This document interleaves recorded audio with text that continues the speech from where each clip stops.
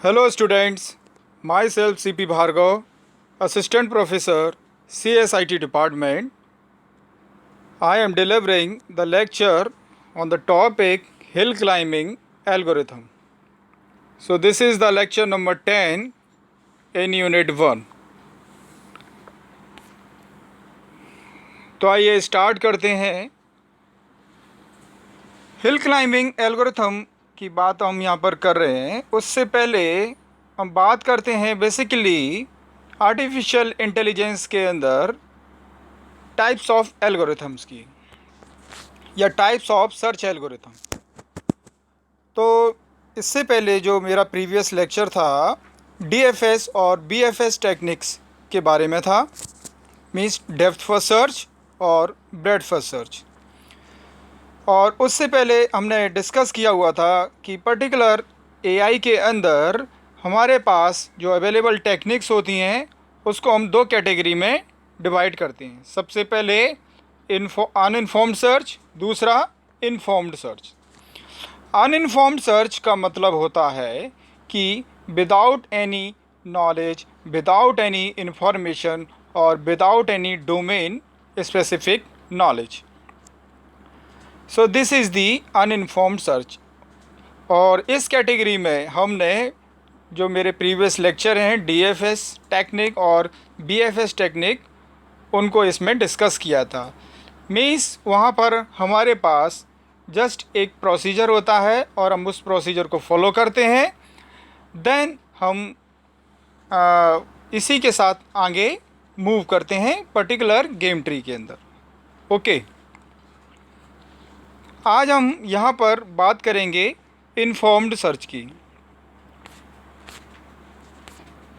Informed search basically means आपके पास यहाँ पर जब भी ट्री के अंदर आप नेक्स्ट मूव करते हैं तो आपके पास एक इंफॉर्मेशन होती है कि you are how much far from the goal node. तो इस तरह की सर्च को हम बोलते हैं इन्फॉर्म्ड सर्च, और कह सकते हैं इंटेलिजेंट सर्च। तो टॉपिक में हम आउटलाइंस में देखते हैं कि सबसे पहले प्रीरिक्विसाइट मीन्स इस टॉपिक को पढ़ने के लिए हमारे पास जो बेसिक जो नॉलेज होना चाहिए वो क्या होना चाहिए। देन हम इन्फॉर्म्ड सर्च के बारे में बात करेंगे, अभी भी डिस्कस किया हुआ मैंने। देन ह्यूरिस्टिक फंक्शन क्या होते हैं। नेक्स्ट ह्यूरिस्टिक सर्च एल्गोरिथम्स कौन कौन सी हैं। हिल क्लाइंबिंग एल्गोरिथम जो कि मेन टॉपिक है हमारा, उसको हम डिस्कस करेंगे। Then problems with hill climbing technique को यहाँ पर डिस्कस करेंगे। Then methods to overcome these problems and there are student effective learning outcomes at the end some references. तो सबसे पहले हम देखते हैं इसकी प्रीरिक्विसाइट फॉर द टॉपिक। तो प्रीरिक्विसाइट में आपको कुछ नहीं, यहाँ पर सिर्फ एक जो बेसिक एल्गोरिथम का नॉलेज होना चाहिए कि किस तरीके से आप एल्गोरिथम को डिज़ाइन करते हैं। Next, knowledge about uninformed search. जैसा मैंने अभी डिस्कस किया, आपको अनइन्फॉर्म्ड सर्च का अगर नॉलेज है तो आप यहाँ पर एक डिफरेंस क्रिएट कर पाएंगे इन्फॉर्म्ड सर्च के साथ। ओके, तो इसको आपको यहाँ पर नोट कर लीजिए। नेक्स्ट, इन्फॉर्म्ड सर्च जो मैंने अभी डिस्कस किया। So here the amount of search that must be done by making intelligent choices for the nodes that are selected for the expansion. So this is generally done by the heuristic function. अब ये heuristic function क्या होते हैं। Heuristic function is a function that ranks alternatives in various search algorithms at each branching step based on the available information heuristically in order to make a decision about which branch to follow during the search. Means यहाँ पर आप जब BFS और DFS technique हमने वहाँ पर study किया था तो हमने देखा था कि हमारे पास पर्टिकुलर किसी भी नोड पर जाने के लिए कोई भी मेज़र नहीं था, ठीक है ना, measure in the form of distance. Okay, but यहाँ पर हम ह्यूरिस्टिक्स की बात करते हैं। ह्यूरिस्टिक्स क्या होते हैं? Heuristics are the measure. तो इन मेज़र को ध्यान में रखते हुए हम एल्गोरिथम में आगे बढ़ते हैं। So well-designed heuristic function can play an important part in efficiently guiding the search process toward the solutions. Means आपके पास अगर अवेलेबल दो या दो से ज़्यादा डिस्टेंसेस अवेलेबल हैं, मीन्स आप उनमें से पर्टिकुलर ह्यूरिस्टिक फंक्शन के थ्रू आप उसमें से एक डिस्टेंस जो कि ऑप्टिमम डिस्टेंस होती है उसको हम यहाँ पर ऑप्ट कर सकते हैं। फॉर एग्ज़ाम्पल यहाँ पर हम समझ लेते हैं ह्यूरिस्टिक फंक्शन को कैसे, एक एग्ज़ाम्पल के थ्रू यहाँ देखें तो यहाँ पर एक 8 टाइल्स पजल प्रॉब्लम को इधर प्रेजेंट किया हुआ है। So the first picture shows the current state and the second picture shows the goal state. तो यहाँ पर फर्स्ट पिक्चर में आप देख रहे हैं 2 8 3 1 6 4 7 5, ये आपकी हो गई इनिशियल स्टेट। देन गोल स्टेट में आप देख रहे हैं, या इनिशियल स्टेट में रैंडम ऑर्डर में आपके नंबर हैं। देन गोल स्टेट में 1 2 3 4 5 6 7 8, एक यहाँ पर सीरियली नंबरों को एडजस्ट किया हुआ है। तो यहाँ पर एक मोटे तौर पर हम अगर ह्यूरिस्टिक्स की बात करते हैं, मीन्स हम देखते हैं कि हम पर्टिकुलर इनिशियल स्टेट से गोल स्टेट तक कितने दूर हैं। ठीक, तो मीन्स यहाँ पर जो 5 टाइल्स हैं, फॉर एग्ज़ाम्पल 2 8 1 6 और 7, मीन्स इनिशियल जो स्टेट है उसमें हम देख रहे हैं कि हम 5 टाइल्स जो हैं वो आउट ऑफ द प्लेस हैं। ठीक है ना। तो यहाँ पर हम देख लेते हैं कि हमको लगभग मिनिमम इतने मूव तो हमको करने ही पड़ेंगे। मीन्स 5 टाइल्स को आपको सही जगह प्लेस करने के लिए आपको मिनिमम इतने मूव तो करने होंगे। ये हमारे कुछ ह्यूरिस्टिक्स मीन्स आपके अप्रॉक्सीमेशंस होते हैं। क्या होते हैं? अप्रॉक्सीमेशंस होते हैं, एक अंदाज होता है जिसके थ्रू आप आगे बढ़ते हैं। तो इस तरीके से हम तो यहाँ पर हमने इस तरीके से ह्यूरिस्टिक जो मेज़र है या ह्यूरिस्टिक फंक्शन है उसको यहाँ पर देखा। अब हम बात करते हैं ह्यूरिस्टिक सर्च एल्गोरिथम्स। तो ह्यूरिस्टिक सर्च एल्गोरिथम या हम कहें इंटेलिजेंट सर्च एल्गोरिथम, मीन्स यहाँ पर आपके पास कुछ एक इन्फॉर्मेशन होता है आपको नेक्स्ट मूव करने के लिए। यहाँ पर जो एल्गोरिथम्स हैं वो हम जो डिस्कस करने वाले हैं, for example hill climbing, best first search, A star, AO star and the constraint satisfaction. ये जितनी भी एल्गोरिथम्स यहाँ पर हैं, मीन्स जो एल्गोरिथम्स मीन्स हिल क्लाइंबिंग है, देन बेस्ट फर्स्ट सर्च है, मीन्स हिल क्लाइंबिंग के अंदर कोई ड्रॉबैक्स हैं उनको हमने बेस्ट फर्स्ट सर्च में रिमूव किया है। देन बेस्ट फर्स्ट सर्च में अगर कोई एल्गोरिथम में अगर कोई डिसएडवांटेज है उसको हमने ओवरकम किया है ए स्टार में। तो इस तरीके से ये इम्प्रूवाइज्ड ऑर्डर में ये एल्गोरिथम्स यहाँ पर बताई गई हैं।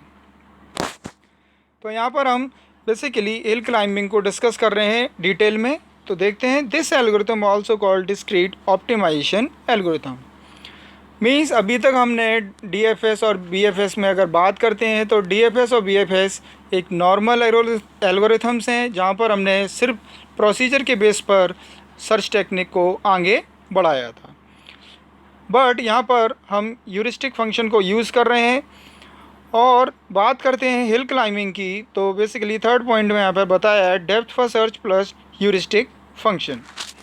मीन्स आपकी यहाँ जो टेक्निक है आपकी डेप्थ फर्स्ट सर्च प्लस आप यहाँ पर एक मेज़र यूज़ कर रहे हैं ह्यूरिस्टिक फंक्शन को। इन दोनों का कॉम्बिनेशन के साथ आप कह सकते हैं ये हिल क्लाइंबिंग टेक्निक है। So there is practically no difference between hill climbing and the depth first search except the children of the node that has been expanded are sorted by the remaining distances. तो यहाँ पर hill climbing algorithm को देख लेते हैं। सबसे पहले हम बात करते हैं, एक डायग्राम मैंने यहाँ पर लिया हुआ है, इसको देख लेते हैं पहले। यहाँ पर आप रूट नोड पर हैं, ठीक। देन आपके पास ये डिस्टेंसेस दी हुई हैं 8 3 7, ये आपको बता रही हैं कि आप गोल नोड से कितने दूर हैं, ये ठीक है ना, how much far you are from the goal node. तो यहाँ पर आप देख रहे हैं कि 3 मुझे ऑप्टिमिस्टिक वैल्यू लग रही है, मींस ये शॉर्टेस्ट वैल्यू लग रही है। ओके, देन आप इसके साथ आगे बढ़ रहे हैं। मीन्स यहाँ पर आप देख रहे हैं तो 8 3 7 के बीच में आप सॉर्टिंग करेंगे सबसे पहले, देन जो भी सबसे जो मिनिमम वैल्यू होगी उसके साथ आप आगे बढ़ेंगे। नेक्स्ट आप देख रहे हैं इसमें कि बी तक आप पहुंच चुके हैं, तो बी के जस्ट बाद आप देख रहे हैं 2.7 टू 2.9, तो हम यहाँ पर 2 के साथ आगे बढ़ेंगे। देन फाइनली हम यहाँ पर गोल नोड को रीच कर जाएंगे। ओके, तो एल्गोरिथम में हम देख लेते हैं, evaluate the initial state if goal then return success. अगर इनिशियल स्टेट ये अगर गोल है, ओके,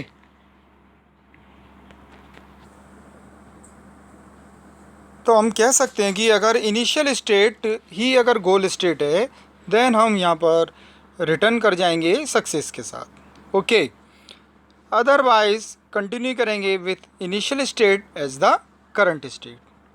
देन हम लूप के अंदर चलेंगे, then until a solution is found or until there are new operator to apply to the current node. Then select a new operator and apply current state to produce a new state. जैसा हमने अभी diagram में देखा था, means हमारे पास एक initial state थी, then उसके बाद हम आगे बढ़ रहे थे।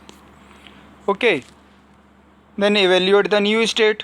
ओके, कंटिन्यू में हम देखते हैं, if it is a goal then return success, if not it is a goal but better than current state, okay, then make it is the current state.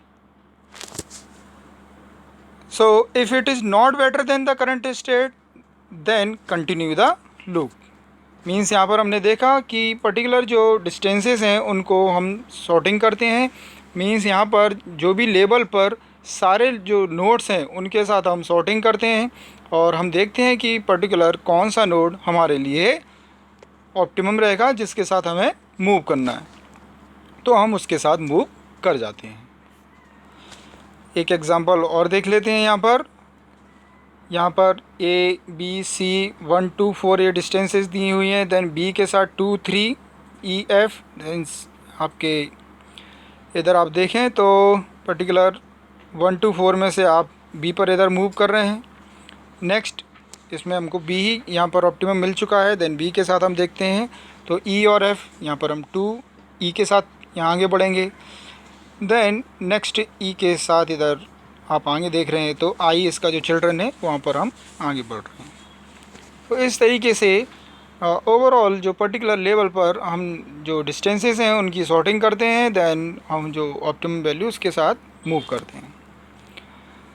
अब यहाँ पर हम बात करेंगे problems with hill climbing technique. Hill climbing algorithm की जब भी बात होती है, स्टूडेंट्स आप ध्यान रखें, एग्ज़ाम के अंदर जो क्वेश्चंस आते हैं क्वेश्चन पेपर में उसमें हिल क्लाइंबिंग टेक्निक तो पूछी जाती है, बट उसके साथ जो उसकी प्रॉब्लम्स हैं उनको मेजरली कंसर्न किया जाता है क्वेश्चन पेपर के अंदर। ओके, तो आपको हिल क्लाइंबिंग टेक्निक के साथ उनकी प्रॉब्लम को भी स्टडी करना चाहिए। तो यहाँ पर लोकल मैक्सिमम की बात हम यहाँ पर कर रहे हैं।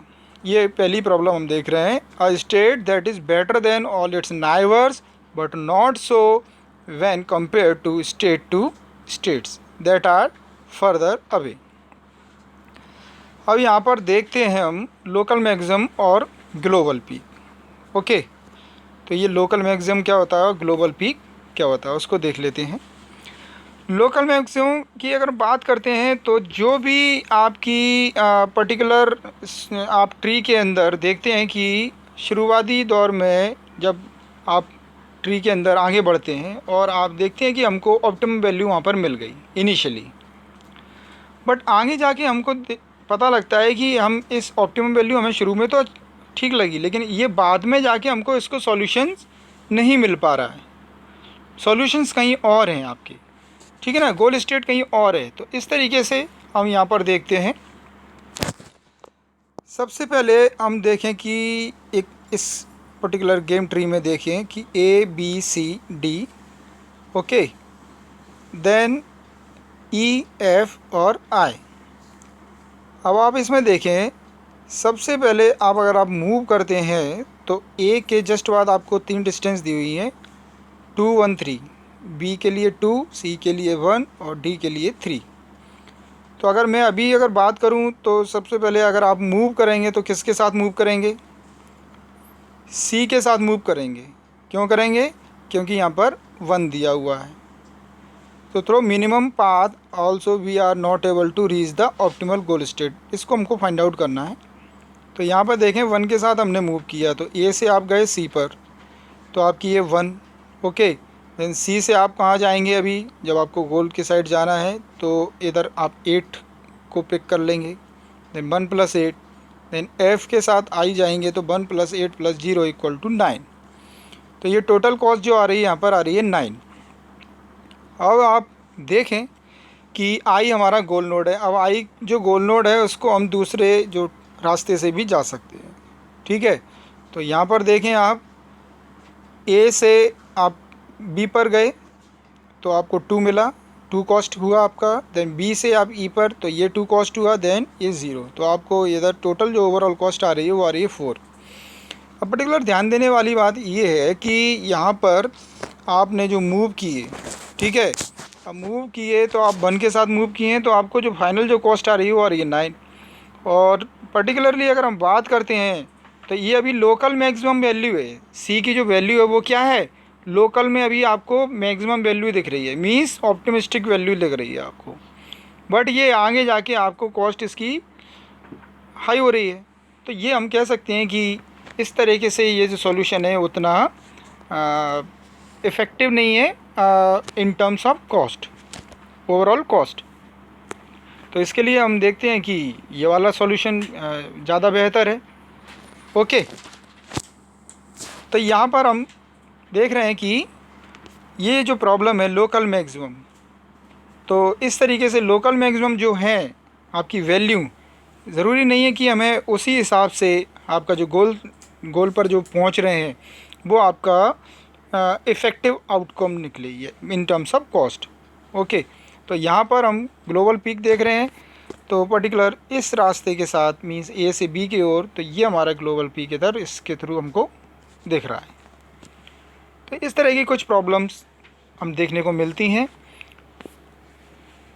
नेक्स्ट जो प्रॉब्लम है वो है प्लेटू प्रॉब्लम। तो प्लेटू क्या होते हैं? बेसिकली अब फ्लैट एरिया होते हैं प्लेटू, flat area of the search space in which all neighbouring states have the same value. अब इसको हम एक ग्राफ के थ्रू समझ लेते हैं। यहाँ पर आप देखें कि ए के साथ आप मूव कर रहे हैं, बी सी डी। अब ये तीनों वैल्यू हैं जो हैं क्या है? 1 1 1। If the value of the path is same, there will be a confusion of choosing the next path for solving the problem. तो ये भी एक प्रॉब्लम हो सकती है, या एक ऐसी सिचुएशन हो सकती है कि जहाँ पर आपको मूव करने के लिए सारी जो वैल्यू हैं वो सेम हो। ओके, तो इस प्रॉब्लम को हम कहेंगे प्लेटू प्रॉब्लम, ठीक है। नेक्स्ट अब हम बात करते हैं इस जो थर्ड प्रॉब्लम है वो है आपकी रिज प्रॉब्लम। तो रिज प्रॉब्लम में हम देखें क्या है? The orientation of the high region compare to the state of available moves make it impossible to climb up. So however the two moves executed serially may increase the height. अब इसको आप देखें, हर problem के साथ हमने एक example इधर ले लिया है जिसके थ्रू आप इसको ईजिली एक्सप्लेन कर सकते हैं एग्ज़ाम के अंदर। तो यहाँ पर देखें A B then D I then C E H G I, I इसमें गोल नोड है। ओके, अब अगर हम बात करें तो यहाँ पर अगर आप ए बी डी और आई में देखें तो आप किसके साथ मूव करेंगे? जैसा मैंने आपको बताया, तो आप बी के साथ मूव करना चाहेंगे बिकॉज यहाँ पर आपको जो ऑप्टिमिस्टिक वैल्यू है वो 1 दिखाई दे रही है, तो आप इसके साथ मूव करना चाहेंगे। ओके, बट यहाँ पर हम देखते हैं बी के साथ जैसे ही आप आगे मूव करते हैं सी के पास जाएंगे, बट यहाँ पर ये गोल नोड तो है ही नहीं। ओके, तो यहाँ पर तो बात हमको बनती नज़र नहीं आ रही है। नेक्स्ट अगर हम देखें तो जो गोल नोड है वो हम देखेंगे तो ए से हम डी जाएंगे तो हमको गोल नोड मिलने वाला है।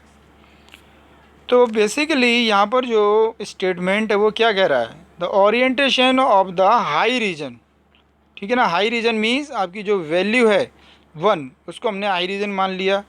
Compare to the set of available moves so make it impossible to climb up, means यहाँ से आपको जो पर्टिकुलर सॉल्यूशन की ओर जा रहे हैं वहाँ नहीं जा पा रहे हैं। So therefore the two moves executed serially may increase the height, means यहाँ पर अगर आप आगे और बढ़ते हैं तो वो आपकी क्या होती है, जो हाइट और बढ़ती जाती है और आप सॉल्यूशन की ओर नहीं जा रहे होते हैं, जबकि आपका सॉल्यूशन कहीं और है। ओके, लेकिन आप शुरुआती दौर में देखें तो ए से बी की ओर जाएंगे, बट सॉल्यूशन की बात करें तो हम डी से ही हमें वो सॉल्यूशन मिलने वाला है। तो ये पर्टिकुलर जो प्रॉब्लम है वो रिच प्रॉब्लम यहाँ पर आपको देखने को मिल रही है। तो अब इनको, इन प्रॉब्लम्स के साथ आप कैसे अपना ओवरकम करेंगे, तो इनके लिए कुछ सॉल्यूशंस यहाँ पर या प्रपोजल्स यहाँ पर दिए हुए हैं, बट ये सिंपल यहाँ प्रपोजल्स हैं।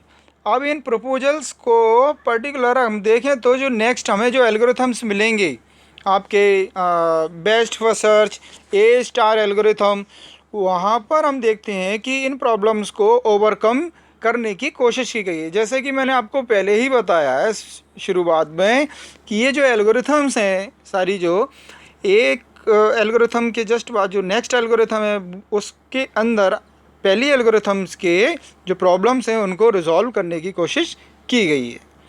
तो यहाँ पर ऑलवेज इम्प्रूवमेंट्स की बात की जा रही है। आर्टिफिशियल इंटेलिजेंस के अंदर जो एल्गोरिथम्स हैं ऑलवेज इम्प्रूवाइज्ड एल्गोरिथम्स प्रपोज की जा रही हैं।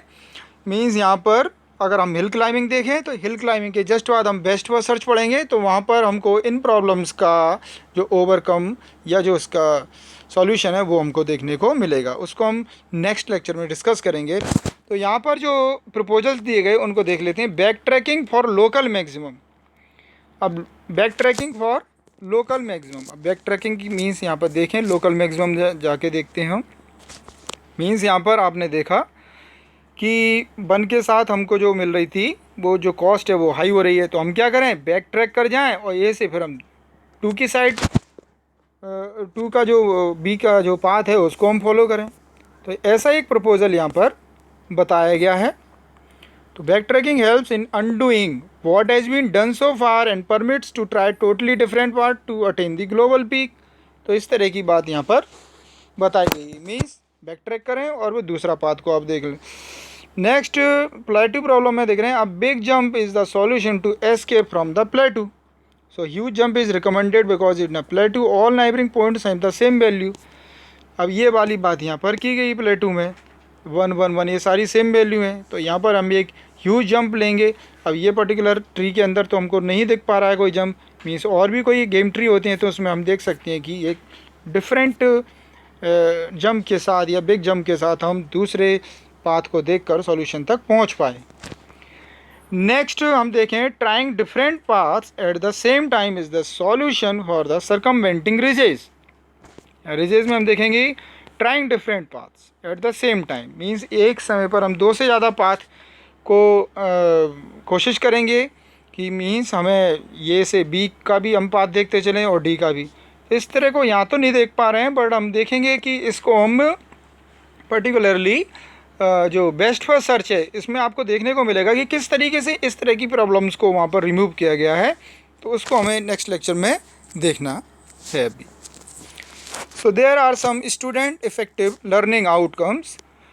तो यहाँ पर सबसे पहले अगर हम बात करते हैं तो ability to solve problems through application of theoretical and practical concept.